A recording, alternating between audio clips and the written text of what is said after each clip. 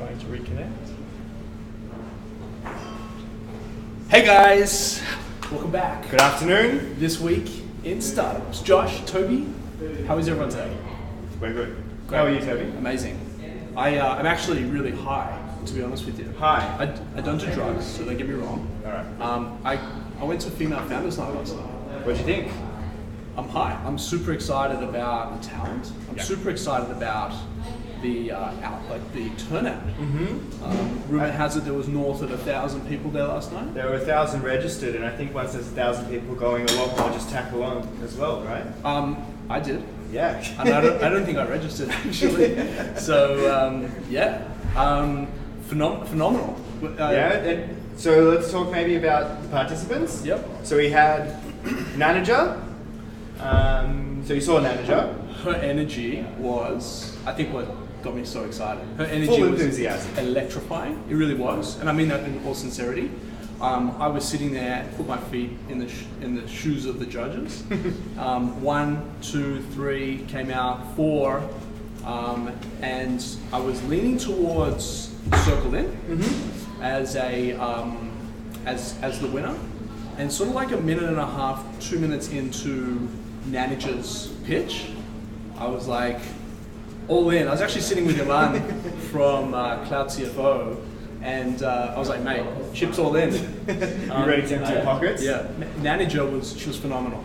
She's got super high energy, and so what Nanager does, she empowers nannies, I guess, to become managers of their own industry. Yep. She recognises that nannies don't just look after kids, but they cook, clean, they pretty much manage a house, and she wants that to be reflective in the nanny's pay and their rights and obligations. Totally. So She was end to end though, right? So Yeah. there's a lot of people, like me included, in running a business, you know, I have a specific skill set which serves this company in a specific component. And then when it comes to operations, finance, we have HR, we have... You outsource it all. Well, not outsources, but we have different leaders in different Yeah. roles. She was end to end. Knew her stuff, was probed by judges, answered everything with clarity, confidence, certainty. Man, I was personally ready to make the bet. She's good. Yeah. We also had Parashirt. Yep. Using your trusted network to help you move your kids to sports and daily activities. Yep. Cool idea. It was nice to see Parashirt actually pitched at Creative Cube's MyOp startup Vic night here, and it was nice to see how her business and her product has evolved from about 8 weeks to 6 weeks ago. And it's all about practice, isn't it? She was fantastic. Unfortunately, she wasn't the winner, but great to see her. We also had Le Buns. Yep. So sustainable and organic undergarments and swimwear. Yep. That's good. Yep. Circle In, which you said you enjoyed also. Look, I thought, so, you know, I'm not a direct customer of this, or I don't have a direct need of this. You know, my wife has come back into the workforce recently. Just to stop you, Circle In, empowering women to get back into the workforce or leave the workforce for maternity purposes. Yeah, so I don't have a direct need, but I can see the need, and I think that those two specific women are rock stars. They both come from fantastic backgrounds, and you know, I have high expectations that they will go and execute exceptionally well, irrespective of not winning last night. And I thought it was really cool. I enjoyed last night. Yeah. So shout out to Cherie from One Roof. Toby, I'm doing the shout outs this week. Cherie, awesome job. Just so we're clear, we argued on who would call her out. I was super impressed, but Josh. I just wanted to. You know, Toby's calling out 10 people every week. Give me the chance. What else is happening this week in startups? This week in startups, I mean, I guess a big topic, we've seen it like on every tech website, all over Reddit, a lot of different news stories about net neutrality. Yep. Pretty much net neutrality is asking that ISPs or internet service providers don't discriminate between the data that they transmit to consumers. Yep. So this is a big issue in the US, and it happened a few years ago. While you were living in the US, you probably heard about it last time. Yeah, so, I mean, does this play into fake news issues? Well, it doesn't really play into fake news. It could play into fake news depending on the person providing the internet service provider. Yep. But I guess the biggest issue is that a company that's really wealthy can go and pay an internet service provider where there is where there is no net neutrality, pay the internet service provider to transmit their data more quickly to customers. And in turn, that means that the ISP has to make the decision to slow someone down because they only have a certain bandwidth. Shout out to Georgia Beatty walking in the background there with the dog. Yeah, no, so I think that's very, I think that's very important. But Australia, we don't have those. No, we're not net neutral. Yep. I mean, what's happened in Australia is really, really cool. We don't have net neutrality, but we have, I guess, regulations surrounding that ensure that like consumers are protected. So one way this is done, Telstra rents out their lines to all their competitors, and then the competitors can also provide a similar service using the same line. So I agree. Yeah. Got some bosses in the background. Yeah. So you know it's illegal to streak in this country, right?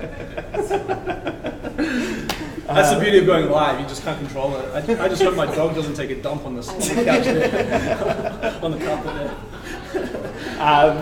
there. So, I mean, in Australia, you know, people can rent out the lines. Yep. If someone doesn't like the service Telstra's providing, they can go over to iiNet or any other service provider and get that same service. Also, we have strong consumer guarantees to, like, I guess, protect consumers from anti-competitive behavior from larger companies. Yep. So we see it already. You know, some people provide Netflix for free. Yep. With their service, or they might provide sports for free with their service. And so these are not. That means that the ISPs aren't net neutral in Australia. Yep. I guess it's a big learning for the US though. That regulation can work. So that's a very interesting plan. I don't think we have time. Maybe we'll vlog on this later. But that makes a very interesting case. So some of these ISPs are bundling that sort of stuff in order to acquire the customer. Hey, come across and we'll give you Netflix for free. Or like Telstra, for example, gave me, and it didn't work because I have a US iTunes app. They gave me Apple Music for 12 months for free. That's not net neutral. Yeah. But as a consumer, that's pretty awesome. Yeah, it's awesome, right? Yeah. So, I'm indifferent on it. I think that if it's played correctly, and if the consumer's winning, that's great. The danger of it is potentially fake news. I know we're not 100% sold on that being an issue or being actually even relevant in this topic of category. I got a cool stat in this regard, and thanks Adam Milgram for this awesome stat. So, a delay in pages loading by 1 second on Amazon each year can amount to $1.6 billion in losses. Totally. So if Amazon had the power in the US to buy their market share through the internet service providers, that could probably be pretty terrible also. It's a very interesting topic. I think that we'll go well over time if well we over keep going. time. Let's park this and let's visit it in a few weeks when it's all blown over in the US. Yeah. All right. So on to our last topic. Yep. Softbank. You know about them? I know of them. They've made some seriously large investments. They've written some very large checks recently. So they are the biggest company in Japan. Yep. One big investors in the world. What's really cool about them is that there's been articles written to say that they actually have a 300-year strategy. Okay.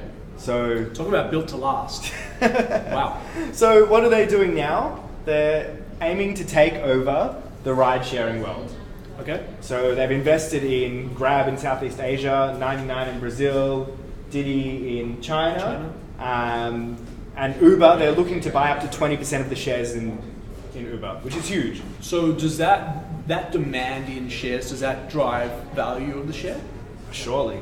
You think so, right? Surely they have an overall aim to get up to 20%. So at a whatever it takes approach. Wow. I guess their size is really good because they can hedge their bets. Yep. And so they can, I think their overall aim is autonomous driving cars. Yeah, I think that's Tesla's aim. Obviously, Uber and Tesla are testing some stuff together. Yep. Softbank, very interesting. So Softbank wants to hedge their bets, I think, and by going across the major players in different segments around the world, making huge investments in them. They're investing in the future. Sure. And I think that's really cool. I like that. There's a lot of companies, they're not 300 years into the future. No, but they're doing stuff Yeah. to help out. We've got SpaceX, Yeah. who are really cool, who just got $100 million in investment. Oh, Elon just keeps making this stuff happen, man. He's amazing. And so SpaceX is like has an aim to mine asteroids that are flying past Earth for rare minerals that we might exhaust here on Earth. He is a woo. All right. He actually put a photo up on Twitter yesterday of a photo of Mars. Yeah. And the sunrise. Yeah. Yeah. Really cool. Apparently, the sun rises blue and sets red, or vice versa. Very cool. I mean, who's thinking of this stuff? I guess Elon Musk is, right? Elon, you got Tim Cook screaming about AI. You got Google screaming about AR, their Google glasses. You got Amazon, retail with no staff. I guess that's a shorter term thing, but yeah, it's still the future. I love their warehousing. The Kiva, it's called the Kiva project, where they've got these robots. It's really cool. You should look it up on YouTube. I'll drop a link. Kiva for Amazon. Man, that's awesome. Super exciting. I want to talk with you in a couple of weeks about net neutrality. Let's get back to it. I think that it's a huge topic. I've seen a lot of it flowing through my Twitter feed and my LinkedIn feed. And I think that there's pros and cons, and I'd like to dive deeper. For now, that's a wrap. Josh will be back this time next week. Maybe not this time, but sometime next week. Within the next 7 days, Josh will be back. We'll be talking this week in startups like we do every Wednesday. Josh, always a pleasure. Toby, Thank you, my man. All right. And tune in tomorrow. Great guest coming.